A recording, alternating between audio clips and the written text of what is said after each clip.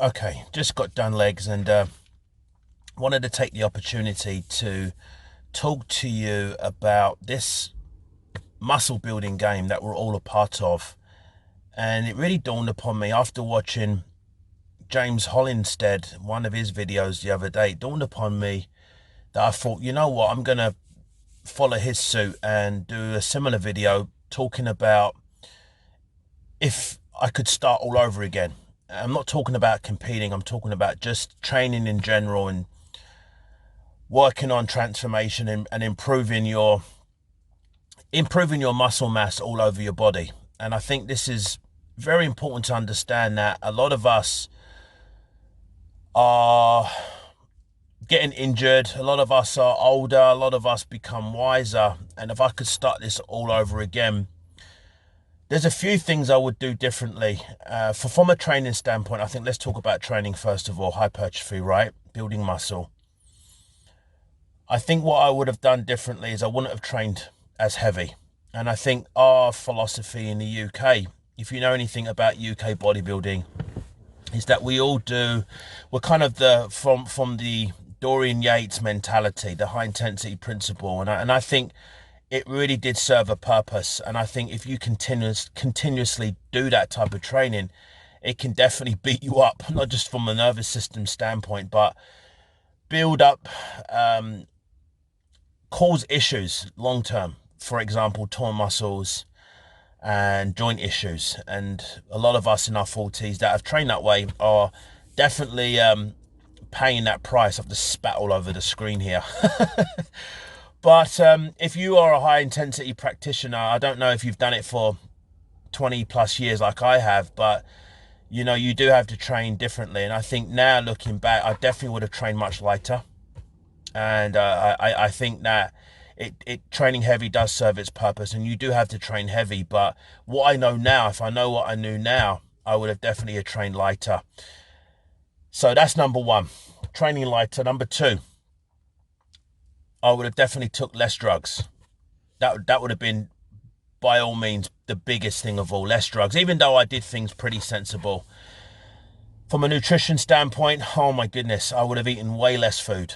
I ate a lot of food, especially when I turned pro in 2006. From 2006 to 2008, I just was focused on abusing food, a lot of calories. And it got to the point where you get sick and tired of eating. I remember being in LA and talking to Bob Ciccarello, and he said to me, this was in 2007, and you always remember things, wise words that people tell you, and when you're young you don't really listen, right?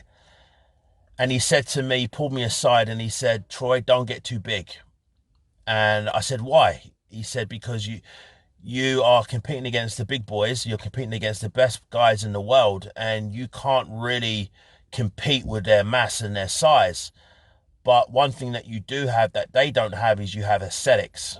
And I didn't really listen to him, so I played the size game.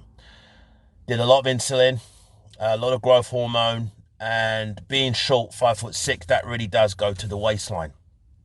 So I should have definitely listened to Bob Ciccarello. So if you're listening, Bob, my apologies. My ego got the better of me. And you just think back to all these situations and turning points that I think that was a fork in the road. But, you know, I didn't listen to him. But anyway, definitely less drugs. So wouldn't have trained as heavy, less drug use, less food.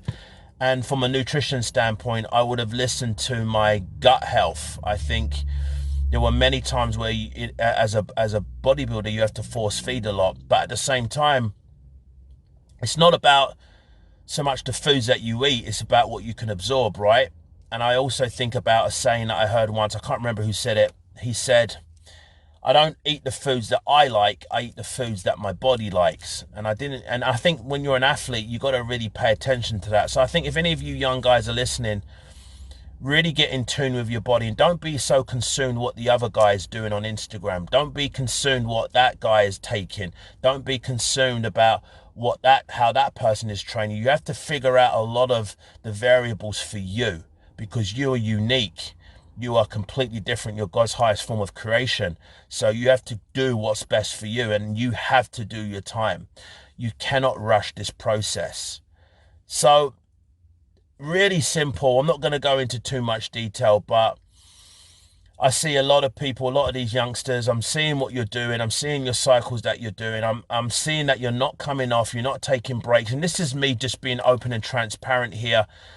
Drugs are yes, they're a part of the sport, but I'm hearing these horror stories of kids not coming off. They're talking about these quote unquote bridge cycles. Yeah, you're getting blood work done and your blood work's coming back fine, but I really think it's important to take breaks in anything, right? Even from a digestion standpoint, if you're consuming X amount of calories day in, day out, week after week, month after month, year after year, you've got to give your digestion a break. And I think from a cellular level standpoint, from the anabolic side, you've got to give your body a break. And that's one thing that I am truly grateful for. I was taught the right way. Yeah, I'm not this guru when it comes to the super supplement side, and I don't really want to be, but I was so grateful that I was taught the right way. And I think when I turned pro, my mentor Harold in the UK, when I moved over to pursue my career, one thing that I highly regret is I should have kept him in my corner. I should have stayed on to him and linked arms with him, even though I was in North America.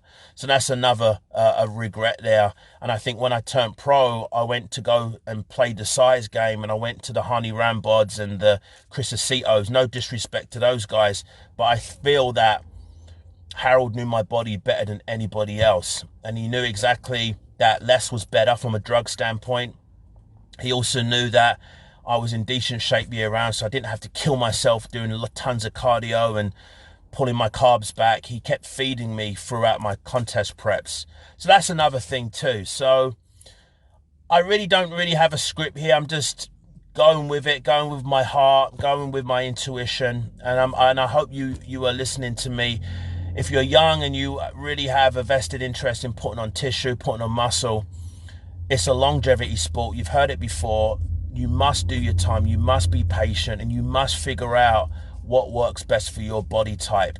And going back to your training, please understand, if I can give you anything, I would tell you to make sure that you understand form and execution. Learn from someone that has been before you, and allow them to look at your mechanics and allow them to select the right movements that fit your body type. Because if you don't, and you're chasing these guys on Instagram that are genetic freaks, you're just going to end up frustrated. You're going to get injured. And we all know what happens once injuries start to happen. Your body gets beaten up, you break down, and then you might want to start taking more super supplements on top of that. And it's just a whole cascade of problems. So in a nutshell, as I close here, as I bring this in for a landing, your health is paramount. That has to come first if you're young and you're up and coming. Regardless if you compete or not, if you just want to build muscle, you have to understand that you got to do things right. You got to create the foundation first. And the foundation might actually mean just becoming a good person. It might just mean that you're going to go and help others and put this sport back into a positive light. I really think that we need more ambassadors in this sport that are good, wholesome people. I'm not saying that there's not wholesome people out there. I just think that we're in an age now where it becomes very selfless and we don't think about others. And I really think that we're all here to serve a purpose and to inspire and to help other people. We're not here just to lift weights. I think there's more to it than just being a meathead. And we're not saving the world by lifting weights, right? So I think be a good person, eat your vegetables, and less drugs, man. Take less drugs, less food, take your time, learn proper mechanics, learn the skills, learn what works best for your body and no one else's. And the only way you're going to figure that out, really honestly, is just through, trial and error. So just be patient and trust and have faith that you will get there. It's a long, hard road, this muscle building game. It's a lot of ups and downs, let me tell you. And it's a very lonely road. So another thing that I would give you if you're listening is to develop friendships, develop meaningful friendships. It's a very isolated type of sport. And you need people in your corner. You can't do this alone. You think you can, but you really can't. Take it from an old guy that's been around the block and back, that has lost a lot of friends, due to my ego, lost a lot of friendships due to my ego. And even though you try and mend those relationships, sometimes it's too late. So I'm not preaching to the choir here, and I'm not trying to give you a motivational speech. I'm just trying to let you know that you got to have integrity, and you got to understand that you can't cut corners in this sport. You have to really pay your dues. And if you cut corners, it's going to come back and bite you in the butt, because people think that because no one's watching, you can get away with it. But there is somebody watching, right? There's the higher power watching you. And faith and spirituality is so important to me. And without it, I wouldn't be doing what I'm doing right now, helping people and training people and coaching people all over the world to live their best self, to live in their best body, to become a better version of themselves. And that's ongoing. It doesn't stop, right? You may have heard me say you're either moving forwards or you're going backwards. You really, you can't stand still. Create or disintegrate. Right? So that's really it. My finger's in the way of this camera.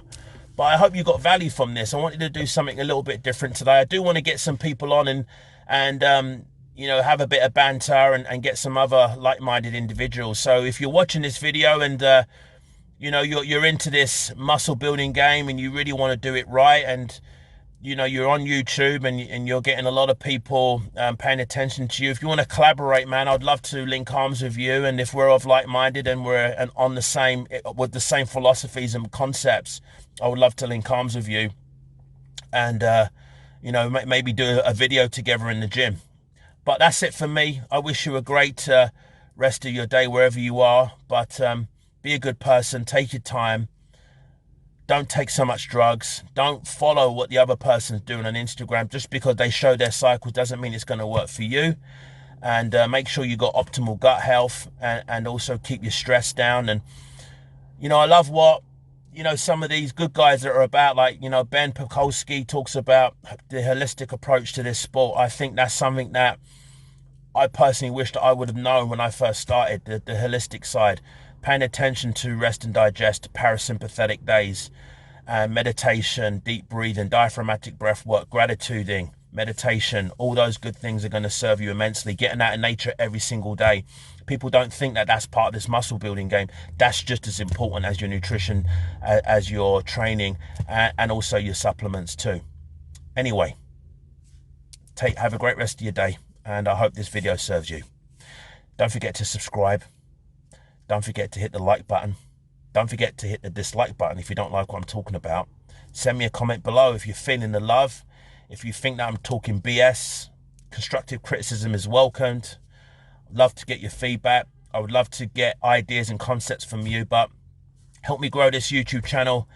Help me put the word out. If there's anything that I can do on these videos that are going to help you become better as an athlete, as a man, as a woman, feel free, let me know. I'm here to serve. I'm here to help. Take care. Don't forget to hit the subscribe button. Thank you so much. Take care. God bless.